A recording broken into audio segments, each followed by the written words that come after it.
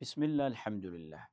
دو کارونه د تخیم او دی دو کارونو سره الله به تا کمال ته رسوي. صرف دا دو کارونه وکړه. په دین دنیا کې که غواړې چې زه کمال ته ورسم او مخکې لاړ شم ترقي وکم، نو دا دو کارونه وکړه. اولنی کار څه دی؟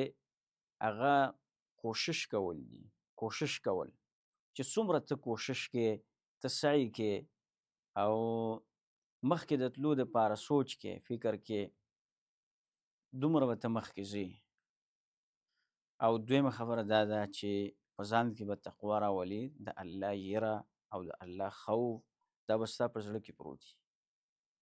ته به یو کمال ته رسېږي او الله به تا خپل هدفونو ته رسوي. ستا چې کوم ټارګېټ دی الله به دې هغه ځای ته رسوي.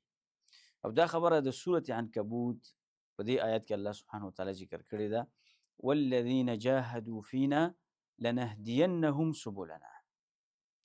څوک چې زما طرف ته د راتلو کوشش کوي او خاص کر د الله په دین کې کوشش پکار دی.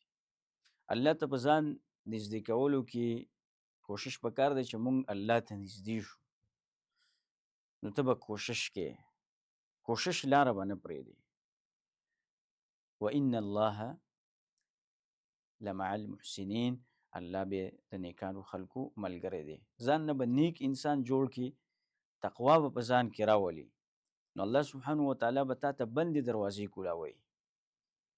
هغه دروازې چې د مخلوق په مخ باندې بندېږي او یا ستا په مخ بندېږي، دغه دروازې به الله تا ته کولاوي او الله به تا مخکې بوزي، خپل هدف او ټارګېټ ته به رسوي. دا دوه کارونه وکړه، الله به دې خپل مقصد او هدف ته ورسوي. هذا وصلی اللهم علی نبینا محمد.